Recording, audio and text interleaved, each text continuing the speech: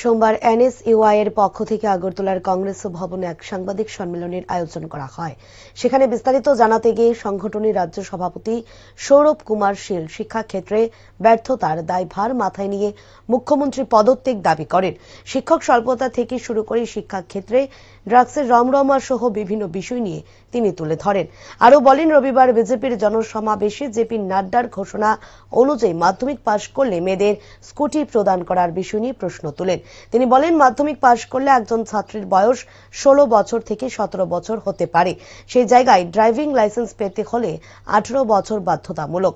তাহলে কিভাবে এরকম মিথ্যা প্রতিশ্রুতি দিতে পারে তা নিয়েও বিস্ময় প্রকাশ করেন তিনি। আপনারা জানেন, গতকাল আগরতলায় বিজেপির রাষ্ট্রীয় সভাপতি জেপি নাড্ডা ঘোষণা দিয়ে গেছেন যে মাধ্যমিক পরীক্ষা উত্তীর্ণ হওয়া মেয়েদের, প্রথম 100 জন মেয়েদের স্কুটি প্রদান করা হবে সরকারের পক্ষ থেকে। আমরা জানি, according to Indian motor act, রাস্তার মধ্যে গাড়ি চালানোর জন্য ন্যূনতম বয়স ড্রাইভিং লাইসেন্স যেটা পাওয়ার জন্য 18 বছর বয়স। যখন একটি মেয়ে, একটি ছাত্রী মাধ্যমিক পরীক্ষা উত্তীর্ণ হবে, তার বয়স 16 থেকে 17 বছরই হবে, 18 বছর হওয়ার নো চান্স। তো সেই মাপকাঠিতে কীভাবে তিনি এই ঘোষণাটি দিলেন, এর আমরা তীব্র প্রতিবাদ জানাচ্ছি। আমরা বরাবর দেখতে পেয়েছি বিজেপি অ্যান্টি স্টুডেন্ট পলিসি নিয়ে চলছে। আপনারা বিদ্যাজ্যোতি বলুন, আপনারা ইউজিসি নেট ড্রাফট বলুন, বিজেপি বরাবর ছাত্র ছাত্রীদের বিপক্ষে গিয়ে তারা কাজ করে যাচ্ছে।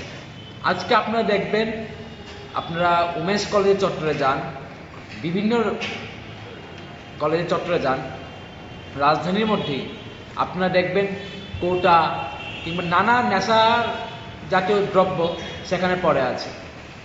তো আমি নিজের তো স্টুডেন্ট, গত 25 ইয়ার্স আমার যারা সিনিয়র আছে তাদের থেকে আমি শুনি, সবার থেকেই শুনি যে গত 25 ইয়ার্সে ত্রিপুরা রাজ্যের এমন কোনো ইতিহাস নেই যে কলেজের মধ্যে নেশার দ্রব্য ঢুকেছে। ইদানিং গত 60 বছর, যেই 60 বছরের আয়োজন তারা আস্তবল মাঠে করলো, গত 60 বছরে কলেজের মধ্যে নেশার দ্রব্য এবং নানাভাবে র্যাগিং, মানে একদম পিক তুমুলে চলছে।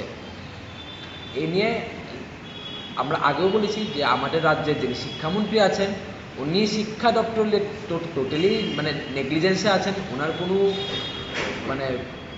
সামান্য চিন্তাভাবনাও নেই শিক্ষা দপ্তরকে কীভাবে